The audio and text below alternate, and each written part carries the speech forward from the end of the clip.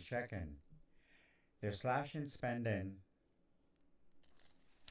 and doing a great job. Anyways, I'm trying to do a great job here myself.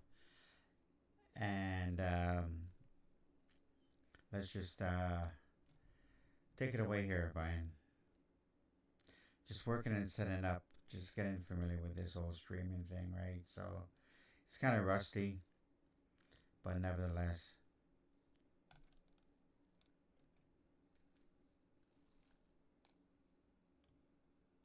Busy, 130 billion sought off so far, but my favorite cut, 600 grand to stop trans boys from getting pregnant. Thank God. And 150 grand for climate change activities in Peru. That sounds a lot like cover for paying off a politician's Peruvian mistress. Back on planet Earth, Trump has bigger targets. Would you be interested in defunding and taking away taxpayer dollars to NPR and PBS? Well, I would love to do that. I think it's very unfair. It's been very biased, the whole group. I mean, a whole group of them. As luck would have it, the House DOJ committee welcomed the presidents of NPR and PBS for a hearing today. You called him a deranged racist and sociopath. You posted on X that America is addicted to white supremacy. It's appalling. You've publicly chastised using the phrase boy and girl. The federal funding that your outlet receives comes from all American taxpayer dollars, not just from your viewers who support such statements as these. We spend $500 million a year for these stations to call half the country illiterate Nazis. Why are taxpayers funding channels for snobby women with dirty tote bags whose liberal dogs bite me while I'm hiking? I don't know. You turn on the radio or Sirius or Spotify, there's thousands of stations. Why are we funding the one station that shows drag queens to kids?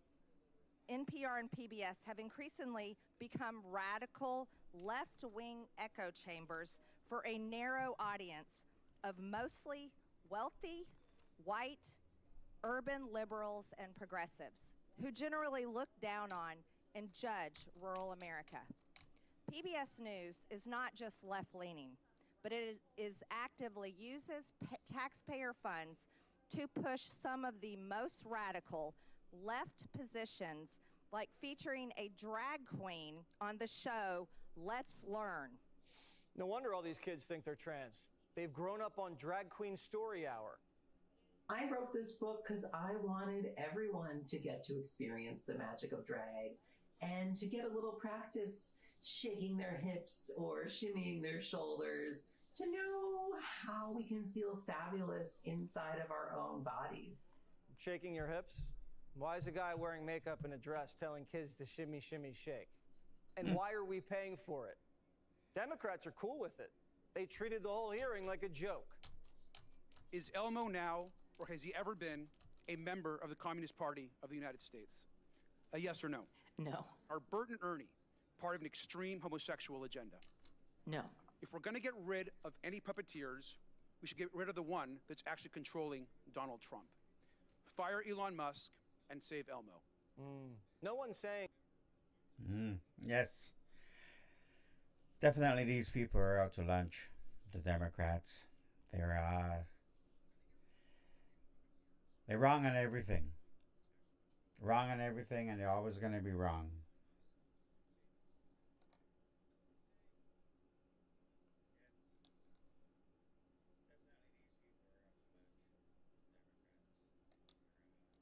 Bert and Ernie are gay commies. We're saying the drag queen might be.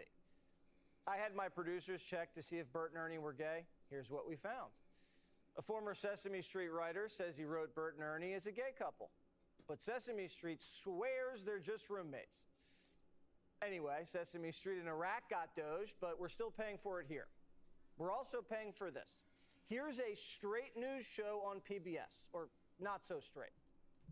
First, there's two sexes, is what they say. We know for a fact that there's three because there's intersex, and that's someone that's been born with some form of both. And so if we know that there's now three, then if you try to say there's black and white, then we know that there's another form of gray. And it's different shades from charcoal to light gray. And so If we know for a fact that there's at least 3 genders and sexes, then we have to start listening and go from there. Why'd I pay for that? If CNN wants to say that, let them. It's their money. But don't do that with my money. NPR isn't doing much better. The CEO, Catherine Marr, under oath, insists her newsroom isn't biased, and they follow the highest journalistic standards. Is NPR biased? Congressman, I have never seen any instance of political bias determining editorial decisions. No. In the D.C. area, editorial positions at NPR, he said he found 87 registered Democrats, 0 Republicans. Is that accurate? We do not track the numbers or the voter registration. 87 to 0, and you're not biased. I think that is concerning if those numbers are accurate. You want to see bias in action? Look at what came out of the mouth of the CEO. Do you believe that America is addicted to white supremacy? I believe that I tweeted that, and as I've said earlier, I believe much of my thinking has evolved over the last half decade. Do you believe that America believes in black plunder and white democracy? I don't believe that, sir. You tweeted that in reference to a book you were reading at the time, apparently, The Case for Reparations. I don't think I've ever read that book, sir. You tweeted about it. You said you took a day off to fully read The Case for Reparations. You put that on Twitter in January of 2020. This woman hires 87 Democrats and 0 Republicans and says America's racist and she wants reparations. But in no way is she biased. Anyway, all that stuff she said, she forgot. She's only 41. Not past her prime, Don Lemon, but she forgot.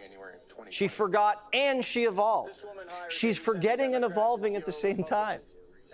Did the head of NPR just play the dumb blonde card? Because I find that offensive. She also played the I was a different person back then card. Can you do that from 4 years ago? I mean, you could do that with something you said in college, but this was 4 years ago.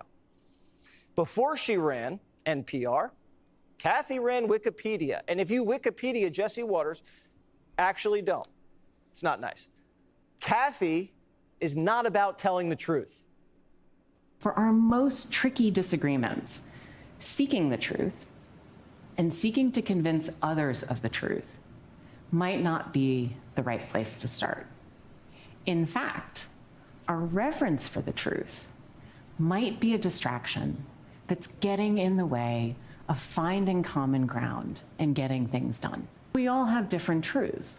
They're based on things like where we come from, how we were raised, and how other people perceive us. Yeah, truth can be distracting, like when you're trying to stage a coup or push a hoax. I agree. The truth can get in the way of getting things done. If you're a political animal, but not if you're reporting the news. Truth should be here. NPR takes our money and buries the truth. How many times did y'all interview Adam Schiff about the Russia collusion? I'm sorry, I don't have that number. It was 25 times. You know how many times NPR interviewed chairman of this committee, oversight committee, Jamie? And this is what they always say. I don't know. I don't know. I don't know the answer to that. They don't know nothing. Why are these people in power? Why are the government paying for them? They never have an answer.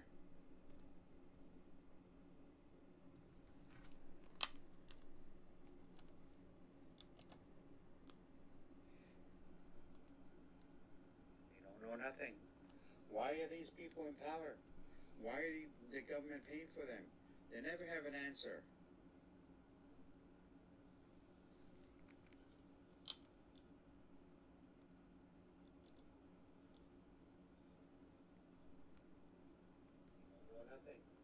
Why are these people in power? Why are the government paying for them? They never have an answer.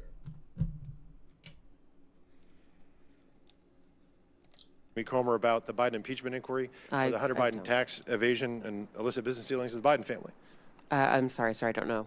I believe that's 0, so it's 25 to 0.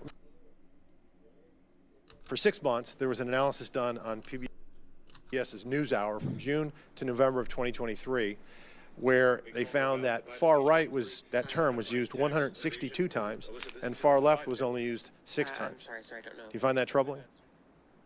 I don't know the study that you're referring to, and I'd be very interested in seeing it. Yeah, they never know nothing. And yeah, I'm sure you'll be interested in seeing it. Adam Schiff had no evidence of Russia collusion, and he was on NPR every day. And they never even said, show me what you got, Adam. Comer had bank records, photos, texts of the Biden clan shaking down foreign countries. It was so bad, Biden had to pardon his son to keep him out of prison. But NPR saw what Comer had and wouldn't book him. October 2020, the New York Post had the Hunter Biden laptop story, and one of those editors, I guess one of those 87 Democrat editors, said this: we don't want to waste our time on stories that are not really stories. We don't want to waste the listeners' and readers' times on stories that are just pure distractions. Was that a pure distraction story? Our current editorial leadership believes that that was a mistake, as do I. Yeah, the whole country knows that was a mistake. Definitely impacted the election. NPR makes the same mistakes in the same direction again and again. That's when you know it's not a mistake. Yeah, and when they make the mistake, the damage is already done. And they don't care. It's like, we serve their purposes. It was like that time when that Speaker of the House, McConnell? No, not McConnell. Harry Reid. Yeah, he goes out and he says, yeah, Mitt Romney cheated on his tax. It was totally made up. It was a lie. And when the election was all said and done, Barack Obama won the election, and they asked him, Harry, you knew that was a lie. And his answer was, well, it worked, didn't it? Scumbags. The government can't fund reporters who are trying to overthrow this government. We have enough propaganda channels. Why should taxpayers be on the hook for this one? I like Sesame Street. I grew up on it. I was Oscar the Grouch for Halloween. And my daughter Gigi loves Elmo. But around 99% of PBS and NPR's money comes from private donations. So why can't these donors pony up 1% more? Do they really need taxpayer money if they have billions pouring in from liberal benefactors? The answer is, of course not. But Democrats don't want to save any taxpayer money. They just want to run against Musk in the midterms. It is the mindset of the Trump administration. This guy looks like friggin' little Tweety Bird and Pocahontas here. What the fuck is up with these big glasses? The glasses are bigger than your friggin' face. And that is that this government is to be run for... I thought I saw a putty cat. ...or a handful of billionaires and people with power. And listen to this friggin'... What could I say about her? Always complaining about millionaires and billionaires. Meanwhile, she's a millionaire. She gets all her money from the billionaires. But Warren is so worried about the millionaires and billionaires. And everyone else can just eat dirt. We're feeling it everywhere that Elon Musk goes with his magic chainsaw to fire people. That's right. It's got magic. And it's got magic dust on it too.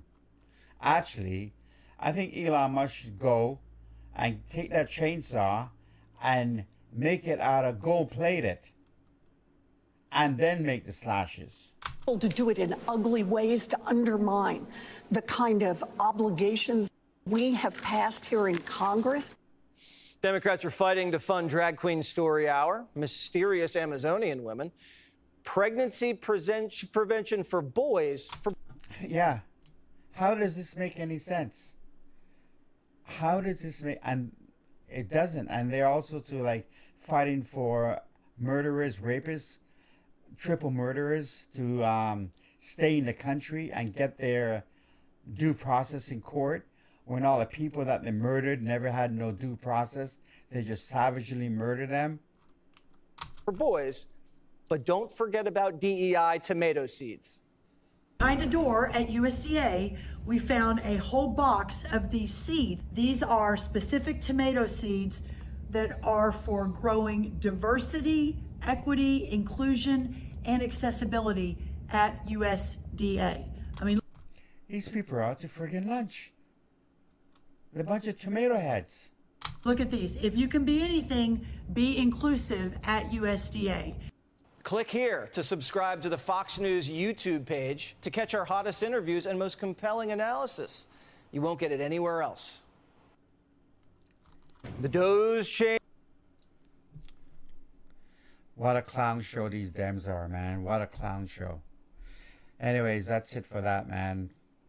I'm going to just kind of rewatch this. See how things sound. All right, it's Anthony checking out. Please like, subscribe, and